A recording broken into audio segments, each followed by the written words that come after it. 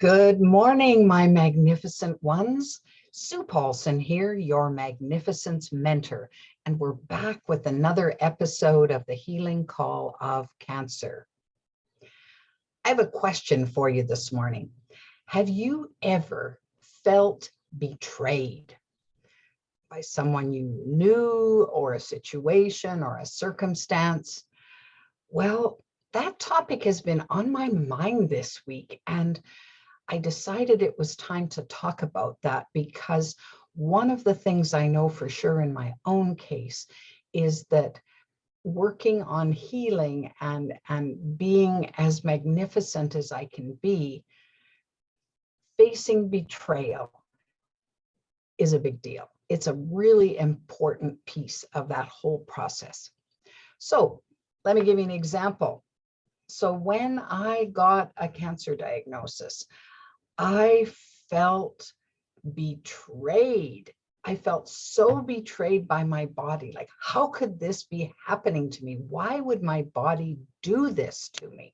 I was just in both terror and rage. I guess I was really angry. And then I turned my attention to my own behavior reluctantly and realized that I had been in denial about my symptoms for a while. I hadn't done anything about them. Well, then I felt betrayed by me. Like, why didn't I take action sooner? Why did I let it go that long? What was in my way? And so then, as seems to happen in the process of betrayal, I began to look for somebody to blame. Who can I blame for this? Well, I guess I could blame my disdain for the behaviors of some doctors in the way they treated me over the years. I guess I could blame them. And I could certainly blame my eating habits, my inability to take better care of my body, which of course meant blaming me. I didn't want to go there, but it was there. And mostly I just didn't know what to do with this blame. Have you ever had that happen where it's hitting you and you feel betrayed about something, but you don't know what to do about it? You don't know where to go with it, except it sits inside and it roils around and causes a particular kind of anguish.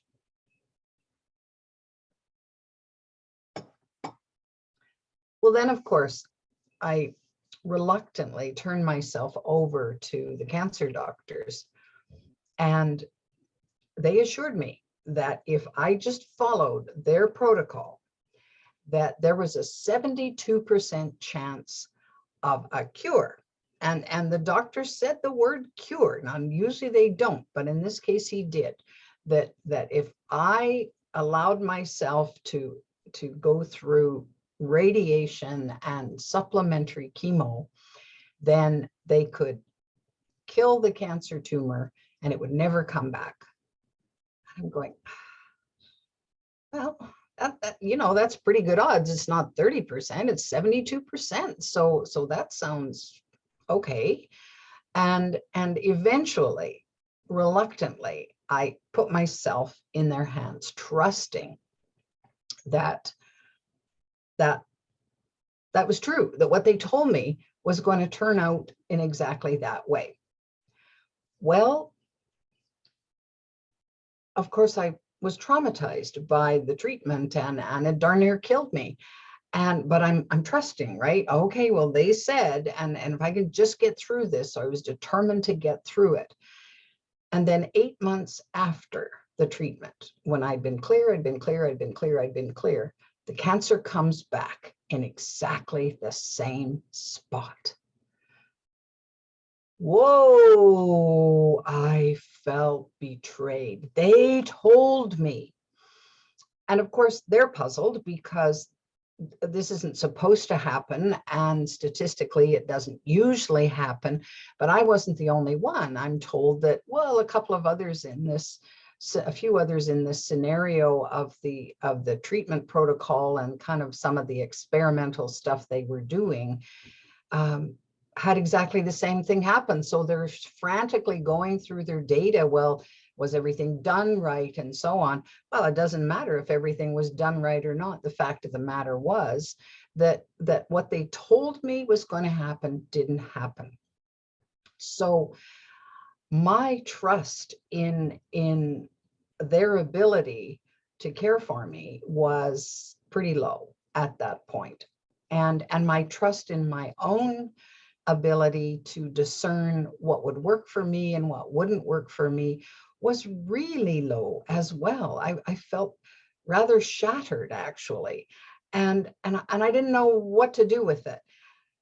Well, of course, at that time, because I was so focused on recovering from the treatment and getting my life back, I didn't have a lot of time to deal with that sense of betrayal, even though it was kind of stacked up like cordwood, all of these different incidences that contributed to my lack of trust, of feeling just beleaguered and feeling as if, well, I don't know where to go with this. And I didn't like that feeling. I didn't like any of it because I tend to be a very trusting person. I tend to, if somebody says something they sound sincere, then I believe them.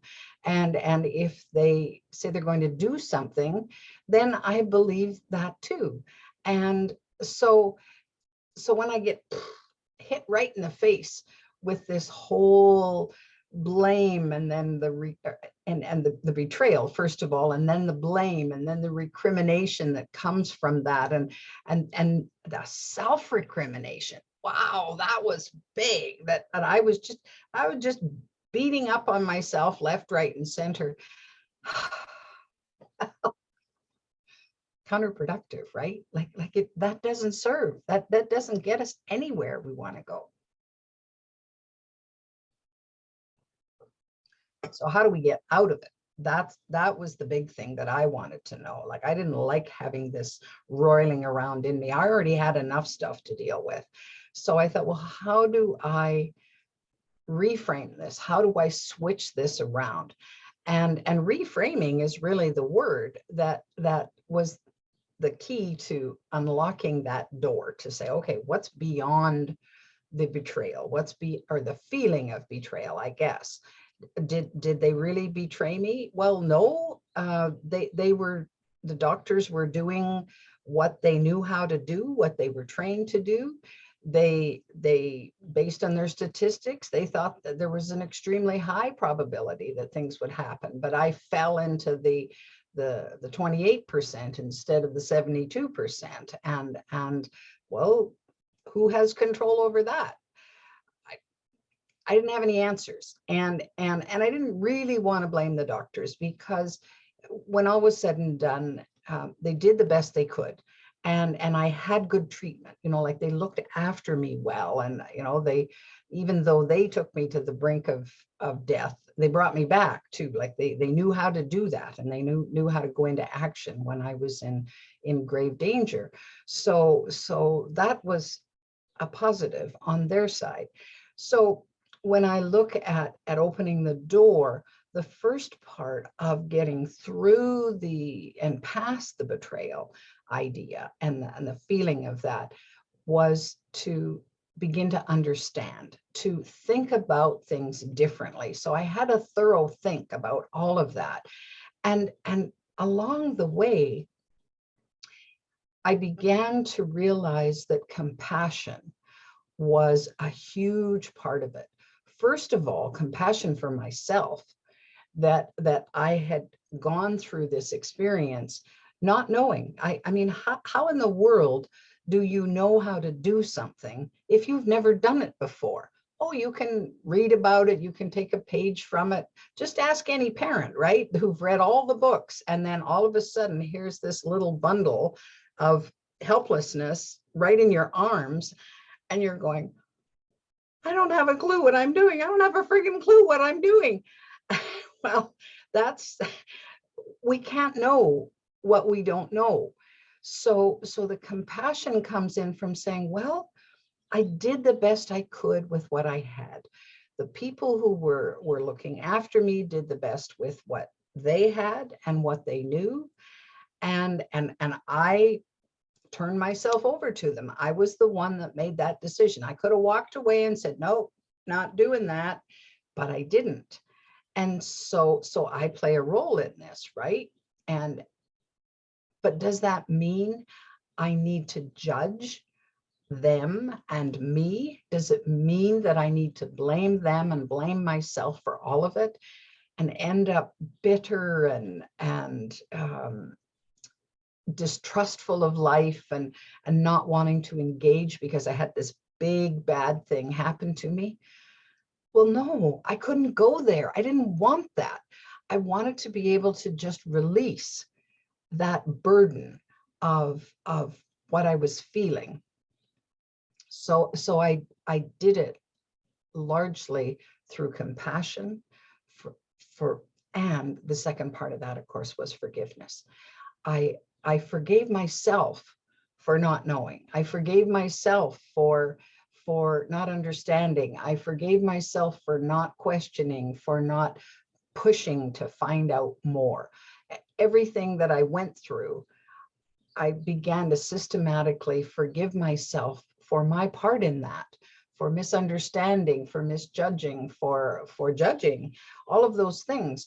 And of course, as part of that forgiveness process, I forgave those that at first I most wanted to blame. And I did blame. I blamed them.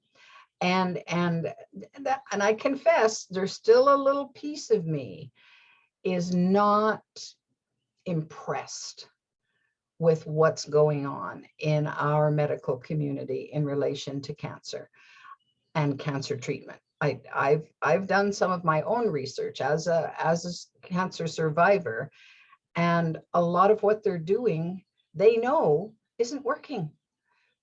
But it takes time to change people's minds about what is working. You know, when you're on the one particular track, well, it takes some effort, and you're going full speed ahead. It takes some effort because, let's face it, people tend to consider that cancer is the enemy and that it must be battled. And so they bring in these weapons of mass destruction labeled chemo and radiation with the idea of killing cancer cells. Well, one of the research that I looked at, and I read this book called Tripping Over the Truth, which just opened my eyes. And it was that the author was a medical doctor who was a cancer researcher, or who was a researcher as well. And he said, we started going in the wrong direction, and all that's happened is it got worse and worse and worse and worse. And the person who triggered this direction of chemo particularly has said publicly, well, we hoped it would work, but it doesn't.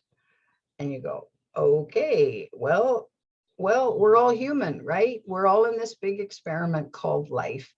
And while I think some thorough investigation needs to happen about what's really going on, then things won't change. But it's starting, and I'm not jumping on any bandwagon. It's just my personal opinion, and what what it was like to go through that myself.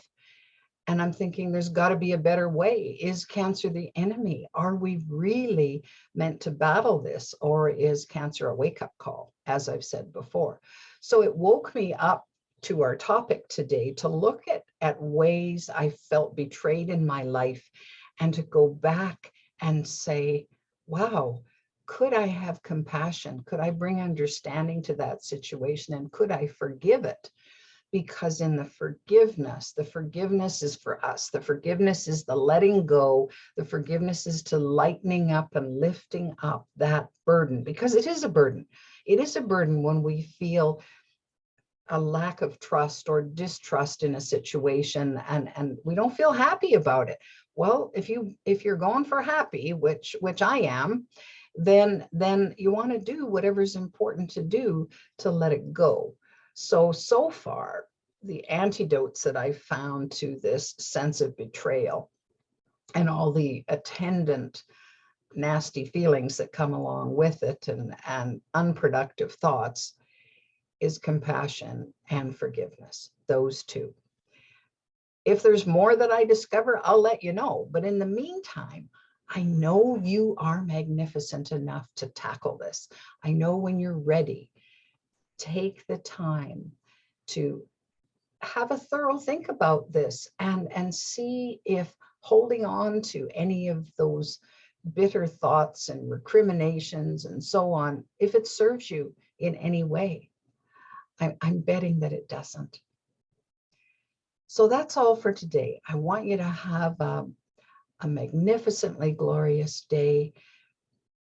Be as kind to yourself as you possibly can be, and keep adding to that every day. And I know that you're going to tap into that well of magnificence that's just waiting to just bubble up and help you be the most magnificent you that you can.